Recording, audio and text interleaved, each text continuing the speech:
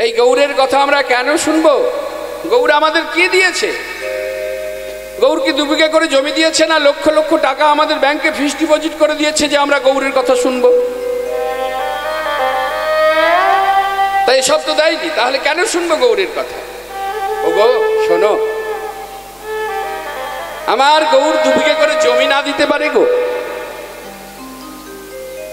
আমার গৌর লক্ষ লক্ষ টাকা না আমাদের নামে দিতে পারে, কিন্তু পরম দয়াল করুণার ঠাকুর, কৃপার ঠাকুর আমাদের মতো পতিত জীবের জন্য 2টি অমূল্য সম্পদ দিয়েছে। আর সেই 2টি অমূল্য সম্পদ কি? লঘু গুরু করে বাজাবে বাবা। সেই 2টি সম্পদ কি? একটি হলো হৃদয় ভরা প্রেম। আজকে এই যে ভালোবাসার টানে আপনারা সুন্দর খাট বিছানা পরিত্যাগ করে এই যে ছেঁড়া চটে বসে আছেন এত কষ্ট করে, কেন এখন মোটামুটি একটা গরম পড়ে গেছে, এই গরমের মধ্যে আপনারা বসে আছেন। আজকে বাড়িতে বাড়িতে নামযজ্ঞ, গ্রামে নামযজ্ঞ, এই যে একটা বাজার যেখানে ব্যবসার জায়গা সেখানেও নামযজ্ঞ।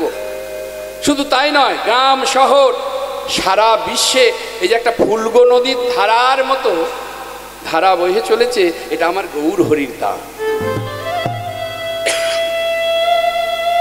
আমার গৌর হরি যদি কৃপার ঠাকুর নেবে না আসতেন শ্রীধাম নবদ্বীপের মাটিতে,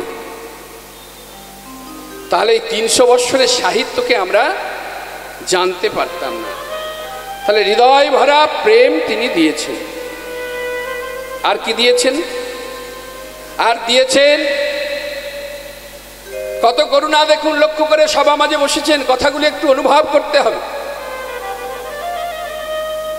আজকে আমাদের মতন পতিত জীবের দিকে তাকিয়ে তিনি দেখলেন আর মনে মনে ভাবলেন, কৃতে যোদ্ধায়তে বিষ্ণুতে দায় যজতমখই দা পরে পরিচর্য কলৌ তদ্ধরি কীর্তনাথ। এরা কলির জীব, এদের স্বল্প আয়ু, নারীগত মন, অন্নগত প্রাণ। এরা একদিন সেবা না করলে প্রাণে বাঁচে না।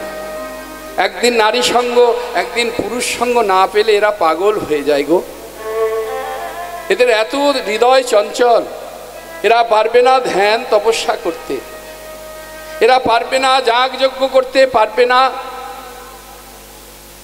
এরা কখনোই কিচ্ছু পারবে না গো। এরা সেবা পরায়ণ করতে পারবে না, যাগযজ্ঞ করতে পারবে না, ধ্যান তপস্যা করতে পারবে না, কিন্তু এরা তো আমার সন্তান।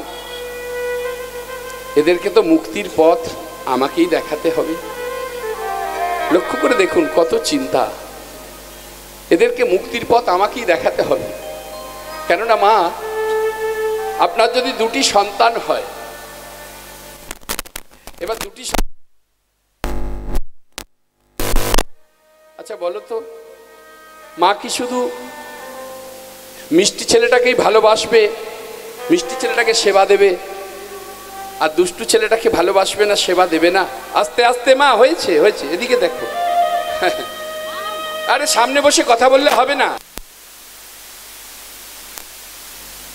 নিয়ে এসেছে এতটা বান্ডিল টাকা দেবে, কথা বলার জন্য আমাকে নিয়ে এসেছে, আপনারা শুনবেন আর মাঝে মাঝে উলুধ্বনি জয়ধ্বনিতে এই স্থানকে মুখরিত করে তুলবেন। সবসময় মনে রাখবেন, হয়তো বাবা বলছেন, আপনারা ভাববেন যে বাবা হয়তো 2টো কড়া ভাষা বলছে। না, আমি কড়া বলছি না, আমি যেটা সত্যি সেটা বলছি। আজকে যে আসনটা গ্রহণ করে আপনারা বসেছেন, এই আসনটা কিন্তু সামান্য আসন মনে ভাববেন না। কোটি জনমের স্বীকৃতি থাকলে তবে এই আসন গ্রহণ করে বসা যায়। কেন জানো? আজকে যে আসনটা মাগো তোমরা গ্রহণ করে বসেছো, এই আসনটা সামান্য নয় মা, এটা রাজা পরীক্ষিতের আসন। যে আসনে বসে 7 দিন 7 রজনী অনাহারে অনিদ্রায় ভাগবত শ্রবণ করেছিল, সেই শ্রবণ শক্তিও আমার নেই, আর সেই বলার শক্তিও নেই গো। তাই আপনারা বসেছেন সেই আসনে, তাই সেই আসনে বসে আন কথা বলে বৈষ্ণব অপরাধী হবেন না, এটা আপনাদের চরণে আমার নিবেদন। তাহলে লক্ষ্য করে দেখুন, মায়ের যদি 2টি ছেলে, একটা দুষ্টু ছেলে, একটা মিষ্টি ছেলে, মা শুধু মিষ্টি ছেলেটাকেই ভালোবাসে না, মিষ্টি ছেলেটাকেই খেতে দেয় না। দুষ্টুটাকেও দিতে হয়, আধ ঘন্টা পরে হলেও দিতে হবে। সে যে ছেলে, তাকে তো ধাক্কা মেরে বার করে দিতে পারবে না গো। কেন মায়ের কাছে দুষ্টুটাও ছেলে, মিষ্টিটাও ছেলে। আমার গৌর হরি দেখলেন এরা তো আমার ছেলে, আমি তো জগতের পিতা, আমি জগতের পিতা, এরা আমার সন্তান। সবাই যে ভজন সাধন করতে পারবে তার তো কোনো মান নেই। তাহলে যে ভজন সাধন করবে আমি তাকেই কৃপা করব, আর যে ভজন সাধন করবে না তাকে কৃপা করব না, এটা তো হয় না। তাই সকলের জন্য তিনি চিন্তা করে গোলক বাগান শূন্য করে রাধা রানীর সেই কিশোরী ভাণ্ডারের ধন, ব্রহ্মার বাঞ্ছিত ধন, ইন্দ্রের বাঞ্ছিত ধন মাথায় করে নিয়ে এলেন। আর কত আদর করে আমাদেরকে ডাকলো, এসো এসো। আর্ত অতার্থ ভক্ত জিজ্ঞাসু সংসার তাপে দগ্ধ মানুষ, বলো শান্তির চির শাশ্বত বাণী, মুক্তির আকণ্ঠ নাম। হরে কৃষ্ণ হরে কৃষ্ণ কৃষ্ণ কৃষ্ণ হরে হরে, হরে রাম হরে রাম, রাম রাম রাম হরে হরে। বলো তোমরা এই নাম বলো, কৃষ্ণ নাম বলো, কিন্তু কর্মের আগেই আমরা ফলের আশা করি গো। বৈষ্ণব পথে পথে নাম বিলাচ্ছে, ভক্ত ডেকে বলল, যো এদিকে এসো, এদিকে এসো। ও বৈষ্ণব ঠাকুর, কৃষ্ণ নাম বলতে বলছো, আচ্ছা বলো তো ঠাকুর, কৃষ্ণ নাম বললে কি হবে? বৈষ্ণব ঠাকুরের তো বড় দয়া। ওই যে একটু আগে গাইলাম না, বাঞ্ছা কল্প তরু ভৈষ্য কৃপা সিন্ধু ভয়ে বচ পতিতানাং পাবনেভ্যো সর্ব বৈষ্ণবেভ্যো নমো নমঃ। তাহলে মাগো বৈষ্ণব হলেন বাবা বাঞ্ছা কল্পতরু। কত দয়া, কত করুণা। আমার মতন বৈষ্ণব নয়, কেউ একটা কোনো কথা বললে পরে আমার সহ্য হয় না, আমি তাকে মারধর পর্যন্ত করতে পিছিয়ে যাই না, আমি এমন বৈষ্ণব। কিন্তু প্রকৃত বৈষ্ণব হওয়া তো দূরের কথা। কেউ যদি বৈষ্ণব হব বলতো, আমার গৌর হরি তার চরণে লুটিয়ে পড়তো, গো তুমি বৈষ্ণব হবে। আমার প্রভু বলেছিলেন বৈষ্ণব হব বড় মনে ছিল সাত, ত্রিনাদপি ষোলকে পড়ি গেল বা। আমার বৈষ্ণব হওয়া হলো না। বৈষ্ণব হওয়ার অনেক অনেক ত্যাগের ব্যাপার আছে গো। তাই বৈষ্ণব ঠাকুরের সেই করুণা কৃপা বলল, শোনো বাবা, কৃষ্ণ নাম যদি তুমি বলতে পারো কি হবে জানো? তোমার একবার কৃষ্ণ নামে যত পাপ হরে, জীবের সাধ্য নেই তত পাপ করে। মিথ্যে বলো না বৈষ্ণব ঠাকুর, মিথ্যে বলো না। একবার কৃষ্ণ নাম করে যদি সর্ব পাপ থেকে মুক্ত হওয়া যেত, তাহলে কত জায়গায় নাম শুনতে গেলাম,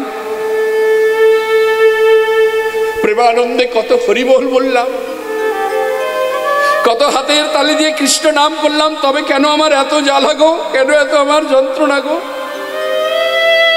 কেন তিতাব জ্বালা থেকে আমি মুক্তি পাচ্ছি না গো? বলতে পারো বৈষ্ণব ঠাকুর? বৈষ্ণব ঠাকুর বলছে, বাবা শোনো, এ কথা মিথ্যে নয়, এ কথা আমার প্রভু বলেছে, একবার কৃষ্ণ নামে সর্ব পাপ থেকে মুক্ত হওয়া যায়। কিন্তু বাবা এই তুমি যেভাবে বলছো, আমি যেভাবে বলছি, এভাবে কোটি জনম ধরিয়া যদি করো নাম সংকীর্তন, তথাপি না মিলবে ব্রজের নন্দের নন্দন। আর এ কথা যেই বলেছে অমনি ভক্ত বলে উঠলো, ওগো বৈষ্ণব ঠাকুর, সেই ঘুরিয়ে ফিরিয়ে মিথ্যে কথাই বলছো। একবার বললে, একবার কৃষ্ণ নাম করলে সর্বপাপ থেকে মুক্তি পাওয়া যায়, আবার দ্বিতীয়বার বলছো কোটি জনম ধরে হরিনাম সংকীর্তন করলে ব্রজের নন্দের নন্দনের কৃপা পাওয়া যাবে না। তা কেন মিথ্যে বলছো বৈষ্ণব ঠাকুর? কেন মিথ্যে বলছো? বৈষ্ণব ঠাকুর তখন বলছে, শোনো বাবা, হেন কৃষ্ণ নাম যদি, হেন কৃষ্ণ নাম যদি, যদি যদি তুমি লহ বহুবার, লহ বহু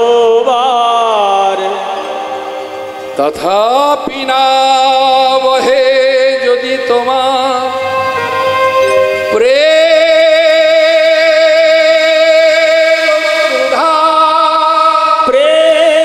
শ্রুধা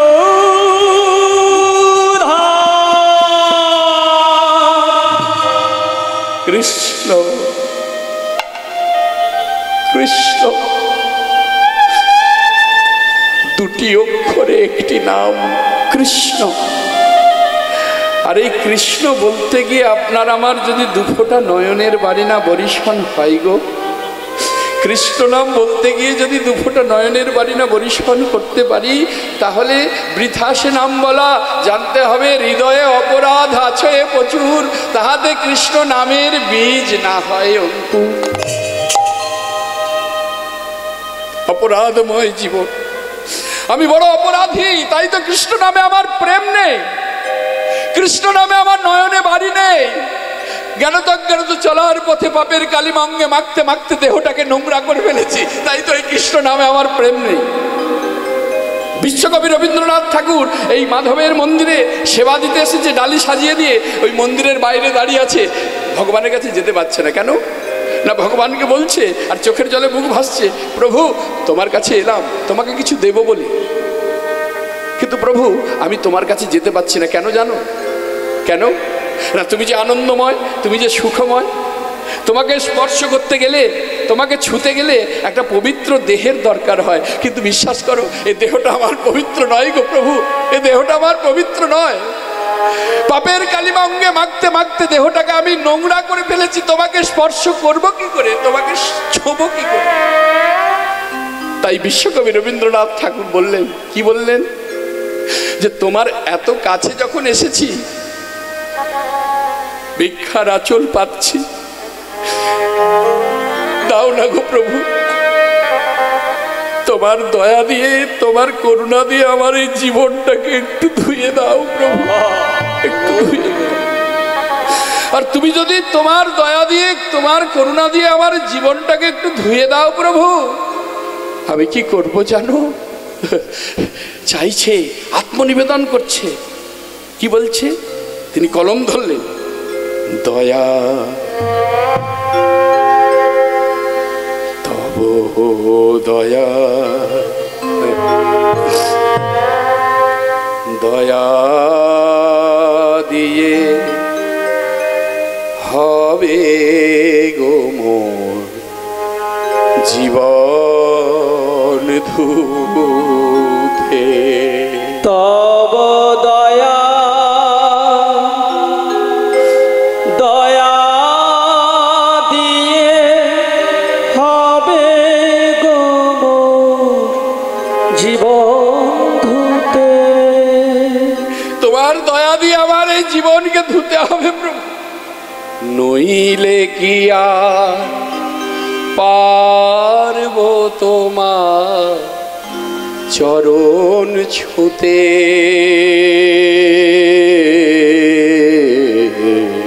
দয়া তব দয়া দয়া দিয়ে হবে গো মোর জীবন ধুতে। কত সুন্দর বার্তা! ভগবত চরণে আত্মনিবেদন এইভাবে করতে হয়। আস্তে আস্তে নিয়ে যাও বাবা, আস্তে আস্তে। হ্যাঁ, ওকে নিয়ে ব্যস্ত হয়ে লক্ষ্য করে দেখতে ঈশ্বর চরণে কিভাবে আত্মনিবেদন করতে হয়। আমাদের ভক্তি শূন্য হৃদয়। এখন যদি কোনো মাকে জিজ্ঞাসা করি, হ্যাঁ গো মা তুমি ভগবানকে ভালোবাসো, ভগবানকে সেবা দাও, এক বাক্যে মা বলবে, হ্যাঁ বাবা দীনকৃষ্ণ, আমি প্রত্যেক দিন প্রভাতকালে উঠে ভগবানের সেবা না দিয়ে আমি জলগ্রহণ করি না। কি বলবে না এক কথায়? তা কি দিয়ে সেবা দাও? আমাদের ভক্তিটা কেমন দেখো। জানি না কোন কোম্পানিতে বানিয়েছে এইটুকু একটা থালা, এইটুকু একটা গ্লাস। কি গো বাজারে যাচ্ছ? এই শোনো, আসার সময় নকুল দানাটা মনে করে নিয়ে এসো। আরে বাবা 1.5 কিলো নকুল দানা নিয়ে কি করবো? 100 নেবে, আর বড়টা নিও না, ছোটটা নিও। কেননা ছোটটা নিলে অনেক দিন হবে। আমাদের ভক্তিটা কোথায় দেখি? যার ইঙ্গিতে সৃষ্টি স্থিতি লয়, যার ইঙ্গিতে জগতে প্রলয়, আমরা তাকে কি দিয়ে সেবা দিচ্ছি? এবার 4টে নকুল দানা ভগবত সম্বন্ধে ধরে দিয়ে, ভগবত সম্মুখে ধরে দিয়ে এবার কি করলাম, ধূপ দিয়ে, গলায় কাপড় দিয়ে। তবে আপনাদের বলছি না, আপনারা যেন রাগ করবেন না মা, ওই যারা করে তাদের বলছি, তোমরা তো ভালো মা, তোমরা তো ভালোভাবে সেবা দাও, আমি শুনেছি, আপনারা যেন অভিমান করুন, আপনাদের বলছি না, ওই যারা করে তাদের বলছি গো, কত মনটা ছোট দেখো, কত ছোট মন। যার ইঙ্গিতে সৃষ্টি স্থিতি লয়, যার ইঙ্গিতে জগতে প্রলয়, আর সেই ভগবানকে কিনা 4টে নকুল দানা দিল, আর দিল আবার কি। এবার ভগবানকে ভক্তি দিয়ে প্রণাম করে তার কাছে কত কি চাইছি জানো, প্রভু আমার ছেলেটা মাধ্যমিক দেবে গো, ভালো রেজাল্ট হয় যেন, আমার মেয়েটার যেন সুপাত্রে বিবাহ হয়, আমার ব্যবসাটা যেন ভালো চলে, আমার সংসার যেন সুখের হয়। আমি মনে মনে ভাবি গো, ও 4টে নকুল দানা দিয়ে তুমি এত কিছু চাইছো, তাহলে তুমি যদি ক্ষীর ছানা মাখন নবনী দিতে, তুমি আরো কত কিনা চাইতে গো। বিচার করবে, এসব দেয়া লাগে না, একটু বিচার করো। কি বিচার করবে? যখন ছোটবেলায় গোপাল মাটি খেয়েছিল, বলরাম গিয়ে মাকে বলল, মা ভাই মাটি খেয়েছে, আর মা এসে কি করেছিল, গোপালের কানে ধরেছিল। কেন? মা তো জানতো না গোপাল আমার ভগবান, সে জানতো গোপাল আমার ছেলে আর আমি তার মা। বাৎসল্য প্রেমের বাঁধনে বাধা পড়েছিল ভগবান। যশোমতী মায়ের মতন এমন মা কজন আছে গো। গোপালের কানে ধরেছে, গোপাল তুমি না রাজার ছেলে, তার রাজার ছেলে হয়ে তুমি মাটি খেয়েছো, হ্যাঁ হা করো, হা করো বলছি, হা করো, ফেলো বাবা ফেলো, হা করো, হা কর বলছি। তখন গোপাল কি করেছিল, হা করেছিল, করেছিল কি না? আর সেই বদনে মা কি দেখেছিল, বিশ্বরূপ নয় বাবা, বিশ্ব ব্রহ্মাণ্ড। বিশ্বরূপ দেখিয়েছিল কুরুক্ষেত্র যুদ্ধের মাঠে অর্জুনকে। বিশ্বরূপ মাকে দেখায়নি, ওই বিশ্ব ব্রহ্মাণ্ড দেখেই মা অচৈতন্য হয়ে গেছিল। বিশ্বরূপ দেখলে তো মাকে আর বাঁচানোই যেত না, নিতাই গৌর হরি বল। তা বিশ্ব ব্রহ্মাণ্ড আমার গোপালের বদনের মধ্যে। এবার বিচার করুন, সভা মাঝে বসেছেন, এই যে অগণিত ভক্ত, বড় আনন্দ লাগছে। গতকাল যেখানে কীর্তন করেছিলাম, কত সুন্দর মঞ্চ, কত বড় স্টেজ, কিন্তু দুঃখের কথা কি বলবো, সেখানে 10 জন 8-9 জন ছিল মনে হয়, না 8 থেকে 9 জন ভক্ত। গ্রামের মানুষ যে যার মতন করে বোকা বাক্সের সামনে কেউ বসে আছে, কেউ চায়ের দোকানে বসে তাস পিটছে, বাজে বাক্যালাপ করছে, কিন্তু নামের আসলে ভক্ত ছিল না। কিন্তু আজকে মন ভরে যাচ্ছে, মন ভরে যাচ্ছে, অগণিত ভক্তকে দর্শন করছি। এটাও তো আমার বড় পাওয়া গো, হ্যাঁ এটাও আমার বড় পাওয়া, নিতাই গৌর হরি বল। লক্ষ্য করে দেখুন, আজকে সভা মাঝে বসেছে, একটু বিচার করুন যে গোপালের বদনের মধ্যে মা দেখলো বিশ্ব ব্রহ্মাণ্ড। তাহলে বিশ্ব ব্রহ্মাণ্ড যার বদনে, সেই ব্রহ্মাণ্ডে আপনি আমিও তো বিরাজ করছি। তাহলে আবার ভগবানের কত দয়া, কত করুণা, আপনাকে আমাকে তিনি তেনার বদনের মধ্যে কত যত্ন করে আগুলিয়া রেখেছে, আর তাকে কিনা আমি 4টে নকুল দানা দিয়ে সেবা দিচ্ছি। আজকে লক্ষ্য করে দেখো, বড় বড় বাড়ি তৈরি করে বাইরের দেয়ালে ভগবানের ছবিতে ভর্তি করে দিয়েছে। কেননা গ্রামের মানুষকে বোঝাতে হবে আমি ভক্ত, আমি ভগবানকে ভালোবাসি। ওরে মূর্খ, তোমার উদ্দেশ্য মহৎ, কিন্তু তোমার অনুভবে যে ভুল হয়ে গেছে গো। তুমি যে ভগবানকে বাইরের দেয়ালে রেখেছো, তুমি কি অনুভব করেছো যখন প্রচণ্ড গতিতে ঝড় ওঠে, যখন প্রচণ্ড বজ্রপাত হয়, বৃষ্টিপাত হয়, ওই ঝড়ের ঝাপটা, জলের ঝাপটা আমার ভগবানের অঙ্গে কত লাগছে? তুমি কি অনুভব করেছো? তুমি পারবে তোমার কোলের ছেলেটাকে ওই ঝড় জলের রাত্রে বাইরে রেখে দিয়ে তুমি ঘরে নিশ্চিন্তে থাকতে? কি গো মায়েরা, পারা যাবে? তাহলে সেই ভগবানকে কেন ভাবো না সে আমারই পরিবারের একজন? সেটা আমরা ভাবি না। তাকে কি না করছি আমরা, এইভাবে অযত্ন করছি। কেউ কেউ দেখবে বড় বাড়ি করে, ভগবানের বাড়ি কোথায় গো? সেই চিলে কোঠায়। ভগবানের বাড়িটা কোথায় করি আমরা? একবারে চিলে কোঠায়। বললো আমার ভগবান মাথায় আছে। আমি বললো হ্যাঁ, তোমার উদ্দেশ্য মহৎ, কিন্তু তোমার অনুভবে ভুল। তুমি ভগবানকে ভালোবাসতেই জানো না। তুমি যদি ভালোবাসতে, তোমার এত বড় ঘরের উত্তম ঘরটাই তুমি ভগবানকে দিতে, আর ভগবানকে বলতে প্রভু তুমি আমার মালিক, আমি তোমার কর্মচারী, তুমি আমাকে দিয়ে তৈরি করিয়ে নিয়েছো, এই ঘরে তুমি আনন্দে থাকো, সুখে থাকো। আর তোমার চরণে নিবেদন জানিয়ে রাখি, এই ঘরের যে কোনো একটা কোণাতে আমাকে একটু ফেলে রেখো প্রভু, যেখান থেকে আমি নিত্যদিন তোমাকে দর্শন করতে পারবো। এগুলো ভক্তের নিবেদন। এমনি এমনি ভগবানকে ভালোবাসা যায় না। তুমি চিলে কোঠায় ঘরটা করলে, হ্যাঁ তোমার ঠিক আছে উদ্দেশ্য, কিন্তু তুমি বিচার করে করলে না। এই যে চৈত্র বৈশাখ জ্যৈষ্ঠ মাস, হ্যাঁ এই চৈত্র বৈশাখ জ্যৈষ্ঠ মাসে প্রখর রবির তাপে আমাদের গা জ্বালা দেয়, পোড়া দেয়, তাই কি না? আর সেই গাকে, এই অঙ্গকে শীতল করার জন্য আমরা কি করি? দামি দামি কোম্পানির দামি দামি AC, stand fan, ceiling fan, কত কি নিয়ে আমরা কি করি? হরি বল। আমার দেহটাকে শান্ত করার জন্য উঠে পড়ে লাগি, বাড়িতে ফ্রিজ রাখি, ঠান্ডা জল খেতে হবে, হরি বল। আর যে ভগবানকে তুমি উপরে রেখেছো, এই গরমের মধ্যে আমার ভগবান কতটা কষ্টে আছে তুমি কি অনুভব করেছো? তাই ভালোবাসার মতো বাঁচতে হবে গো, ভালোবাসার মতো করে ভালোবাসতে হবে। ভগবানের কাছে নিবেদন কেমন করে করতে হয়? যিনি বিশ্বের কবি তিনিও কলমে লিখলেন, তোমার দয়া দিয়ে, তোমার করুণা দিয়ে আমার এই জীবনকে ধুয়ে দাও প্রভু, না হলে আমি কোনোদিনও তোমার চরণ স্পর্শ করতে পারবো না, তোমাকে ছুঁতে পারবো না। আর যতবার তোমাকে কিছু দিতে এসেছি আমি দিতে পারিনি, কেন জানো? কেন দিতে পারিনি? তদুত্তরে তিনি লিখলেন, শোনো প্রভু, তোমায় দিতে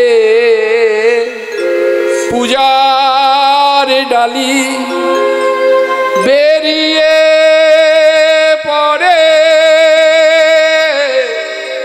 সকল কালি, তোমায় দিতে পূজার ডালি বেরিয়ে পড়ে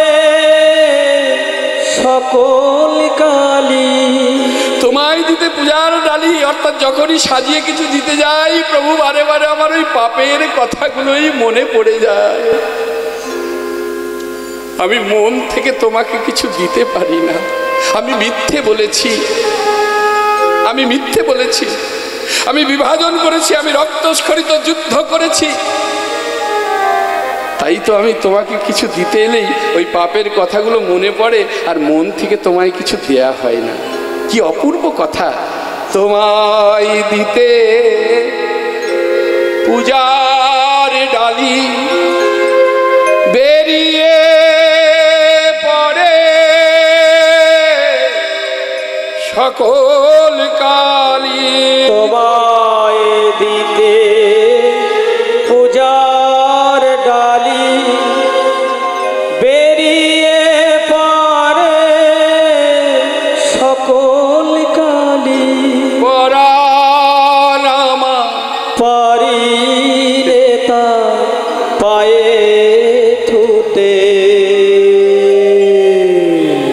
দয়া, তব দয়া, দয়া দিয়ে হবে গো জীবন ধুতে। এতদিন তো ছিল নাম কোনো ব্যথা, সর্বঙ্গে মাখা ছিল মলিনতা। এত দিন তো ছিল না মোর কোনো ব্যথা, সর্বঙ্গে মাখা ছিল মলিনতা। আজো শুভ্র কোলের তরে ব্যাকুল হৃদয় কেঁদে মরে। আজো শুভ্র কোলের তরে ব্যাকুল হৃদয় কেঁদে মরে। দিও না গো, দিও রায়া ধোলায় শুতে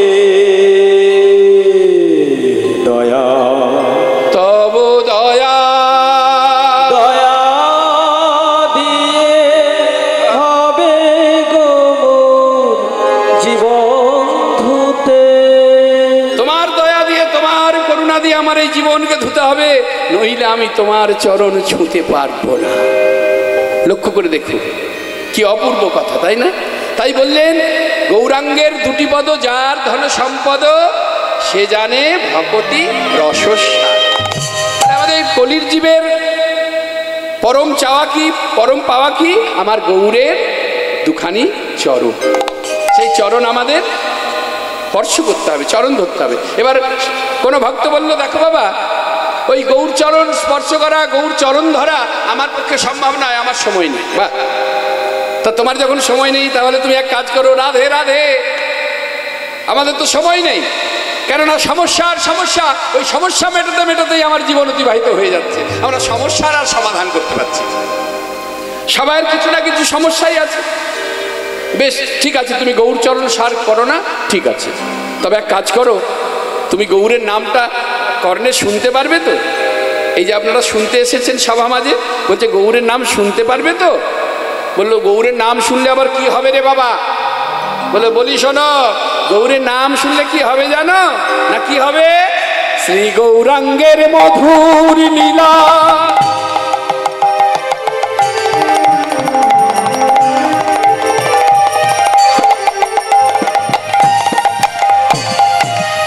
লীলা রে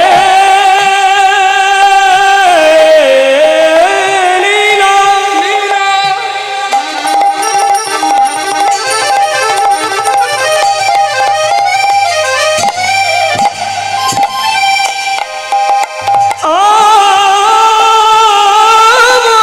আমার গৌরাঙ্গের লীলা,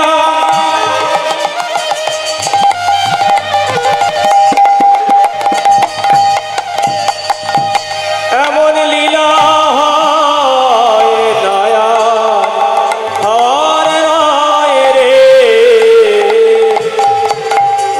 শ্রী গৌরাঙ্গের মধুর লীলা, লীলা,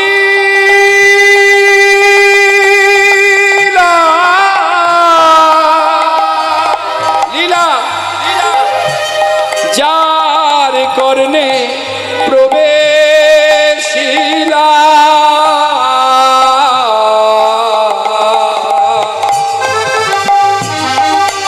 শ্রী গৌরাঙ্গের মধুর লীলা,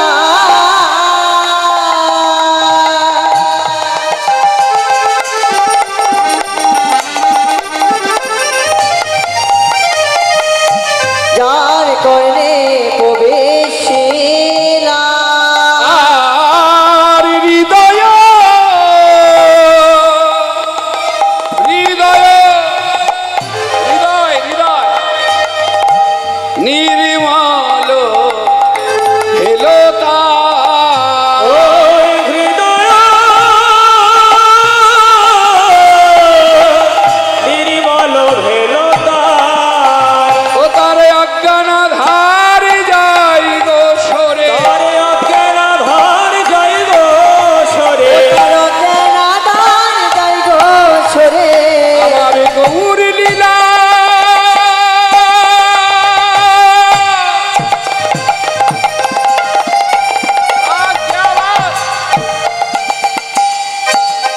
শ্রবণ করে ও তার অজ্ঞানাধা,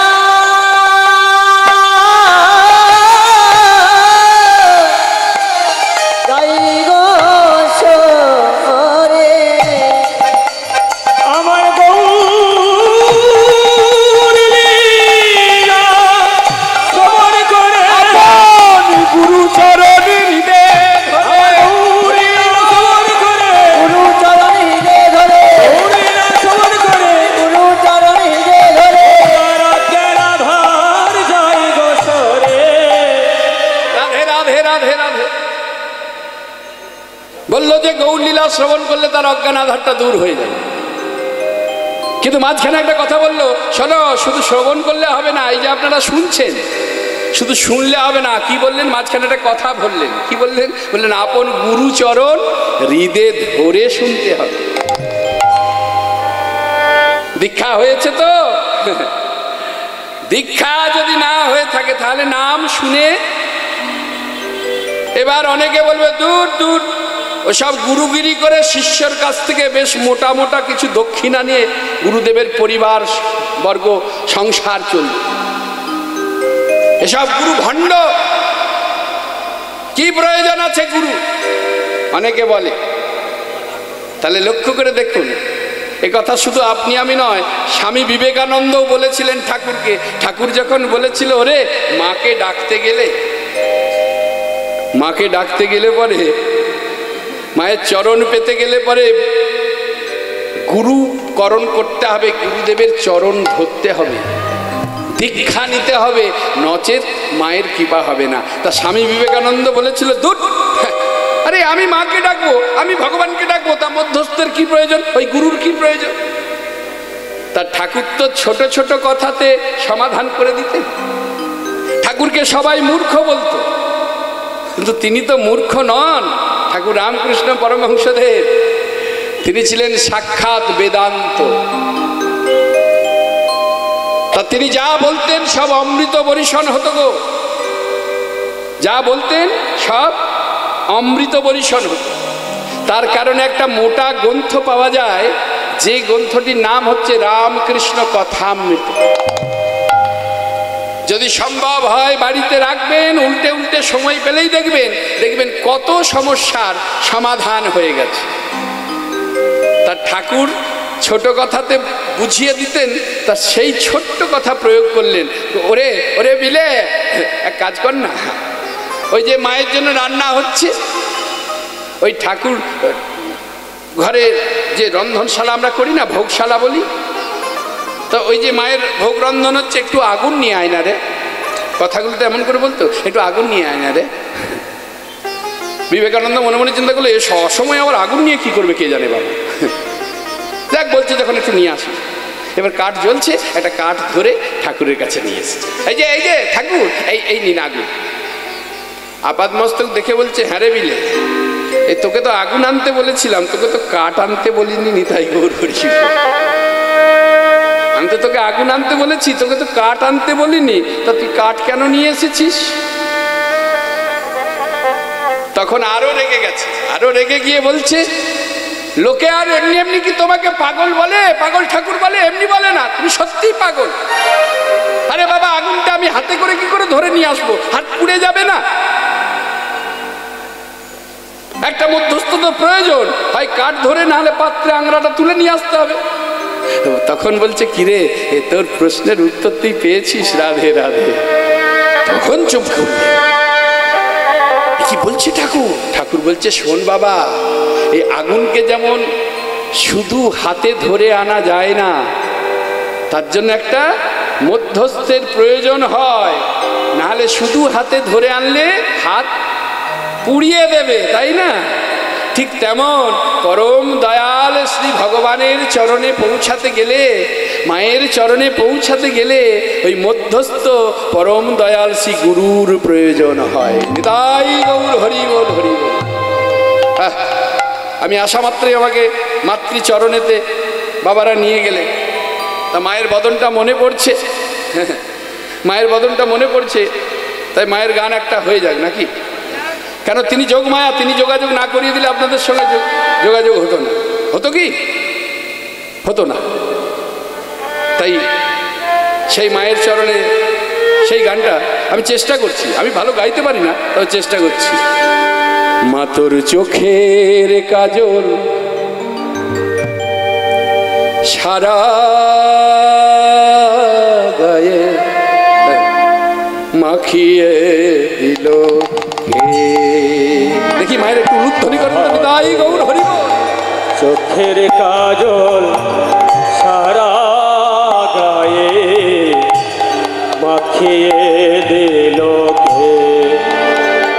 মা তোর চোখে কাজল সারা গায়ে মাখিয়ে দিল কে।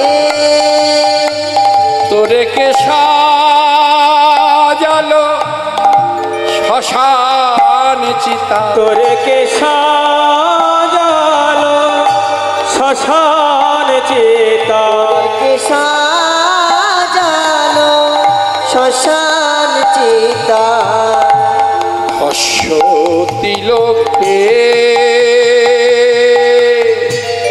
মাখিয়ে দিল কে। মা তোর চোখের কাজল সারা গায়ে মাখিয়ে দিল কে।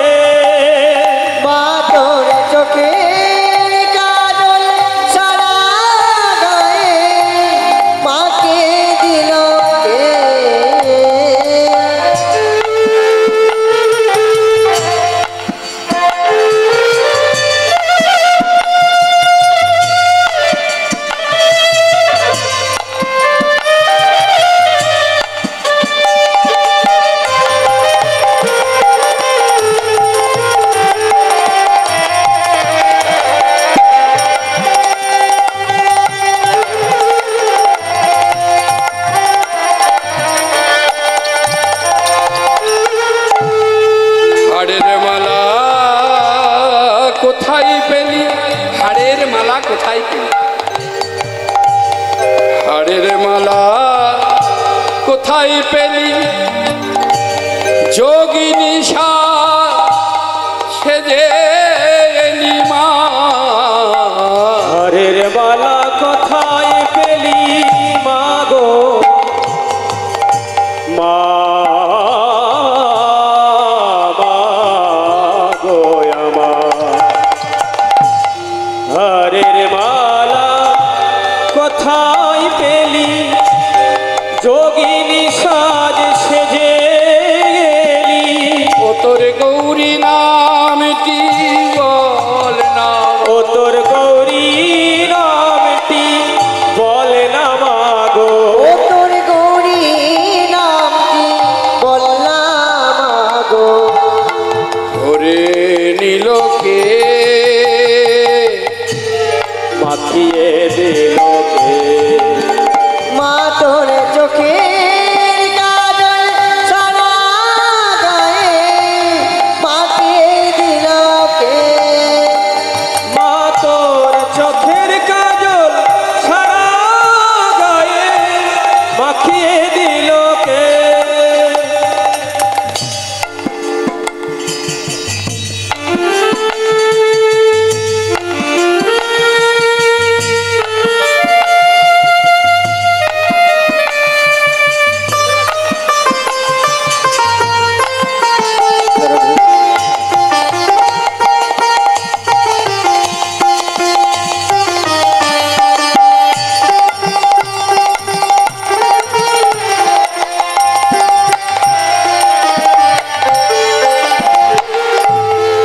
দেখে যা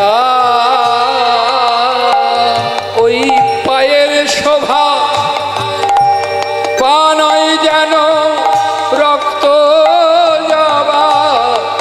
দেখে যা রে পায়ের শোভা মা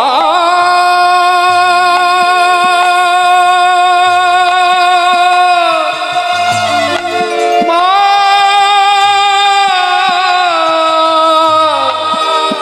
মা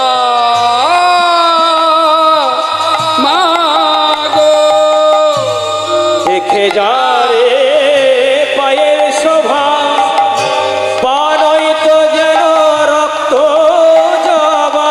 অমন রূপের ডালি কে দেখেছে? অমন রূপের ডালি কে দেখেছে? অমন রূপে ডালিকে দেখেছে। এই ত্রিলোকে মাখিয়ে দিল কে মা তোর